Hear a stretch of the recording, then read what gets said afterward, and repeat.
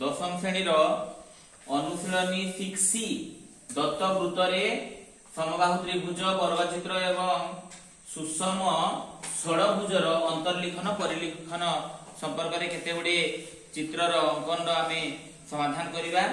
आसंतु प्रथम प्रश्न को जिबा जे 4 सेंटीमीटर व्यासार्ध विशिष्ट एक वृत्त अंकन करी समबाहु त्रिभुजर अंतर्लिखन कर। समबाहु आमे जहा जानिछु जे समबाहु त्रिभुज का कहबा ना जे त्रिभुजर तीनोटी बाहुर दैर्घ्य समान ताको समबाहु त्रिभुज कहै जाय। तेणु प्रथमे व्यासार्ध देछि 4 सेंटीमीटर गोटे काम कर पिला माने 4 सेंटीमीटर एक वृत्तटी अंकन कर जहार व्यासार्धर दैर्घ्य होला 4 सेंटीमीटर।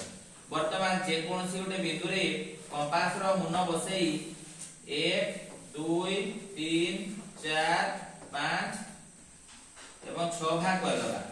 1 2 3 4 5 6 तुमे बसेई गिरी जदी कंपास से व्यासार्ध नै कि वृत्त ऊपर पका तबे निश्चित 6 भाग ही हबो एवं गुटे रो गुटे को छाडी कि जॉइन करिवो।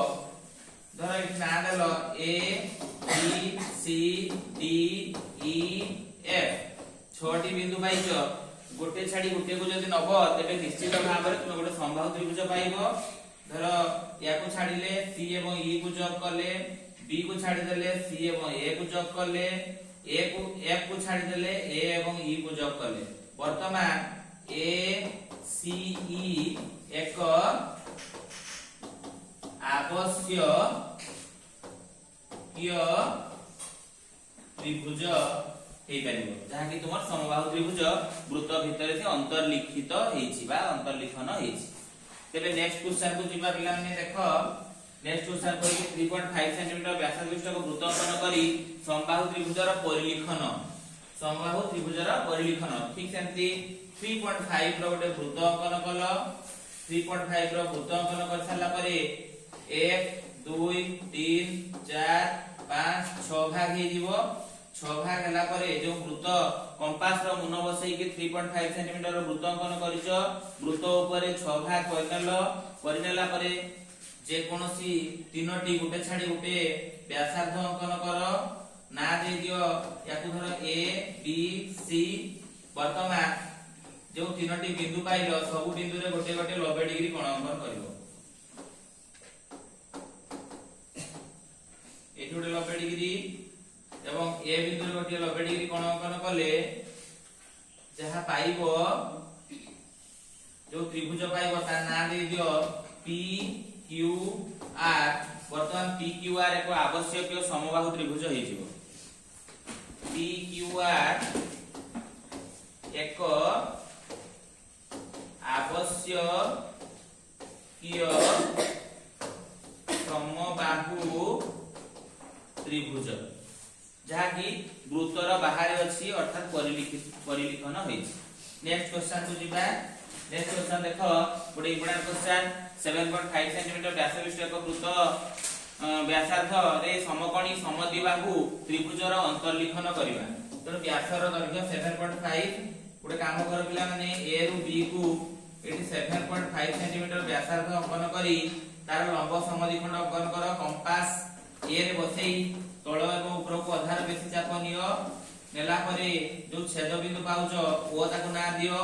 ओ बिंदु रे कंपास बसेई A को नेई OA व्यासार्ध विशिष्ट वृत्तटी अंकन कले। OA एठी व्यासार्ध विशिष्ट वृत्तटी अंकन कर। टोटल लेइथलो तुमे 7.5 तार आधा कर देले व्यासार्ध पाइलो।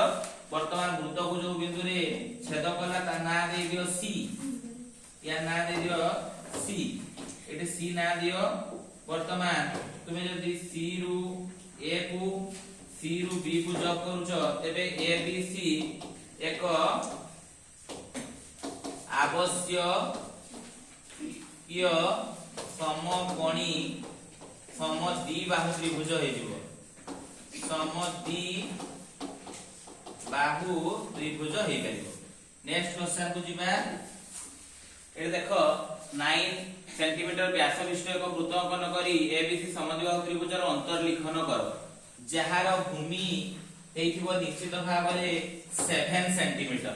तेणु प्रथमे कोन करिवो 9 सेंटीमीटर देइछि माने तुमे ए आउ बी को जे कोन से गोटे रेखाखंड नै जाओ तर PQ नेलो PQ रेखाखंड रो लंब समद्विखंड कला परे जो बिंदु पाइलो ओ नै गोटे वृत्त PO नै गोटे वृत्त अंकन करो बा OP व्यासार्ध नै के वृत्तटी अंकन करिवो व्यासार्ध किंतु एठी हमर PQ रो दैर्घ्य 9 सेंटीमीटर अन्य भाषा रे मध्ये तुमे 9 रो अधा 4.5 सेंटीमीटर नै वृत्तटी मध्ये अंकन करि परिबो गोटे वृत्त कर साला परे वर्तमान जे कोनोसी गोटे बिंदु रे बसैकरी B नियो B रु C को काटो गोटे वृत्तर जो BC रो दैर्घ्य 7 सेंटीमीटर जे कोनोसी दुईटी बिंदु चिन्हट करो B और C जहार दैर्घ्य हेतिबो 7 सेंटीमीटर तापर जो लंब समद्विखंड BC रो अंकन करिवो BC रो लंब समद्विखंड को अंकन करो BC रो लंब समद्विखंड अंकन कला परे वृत्त को जो बिंदु रे छेद करिवो ताको एठी जॉब कर दियो एटा हेई पारे किबा ओवर आउ टिके सुविधा पाई तुम 9 सेंटीमीटर नैचो 9 रो आधा कर देले तुम 4.5 सेंटीमीटर पाई जीवो तेणु तुम डायरेक्ट 4.5 सेंटीमीटर रो वृत्त मध्ये अंकन करि परिबो जे एटा हला 4.5 सेंटीमीटर वर्तमान एठी बी बिंदु चिन्हट करी BC को तुमे 7 सेंटीमीटर काटि देबो 7 सेंटीमीटर काला परे BC रो लंब समद्विखंड कति परिबो BC रो लंब समद्विखंड कला परे वृत्त को जो बिंदु रे छेद करिवो ताको जोडी दियो ये मध्ये आवश्यक त्रिभुज हे जीवो नेक्स्ट वीडियो रे अन्य नंबर गुडा तुमे पाई परिबो जदी देखुछ निश्चित भाव रे कंटिन्यू देखो कीप वाचिंग आउ भल लागिले कमेंट रे जणा धन्यवाद।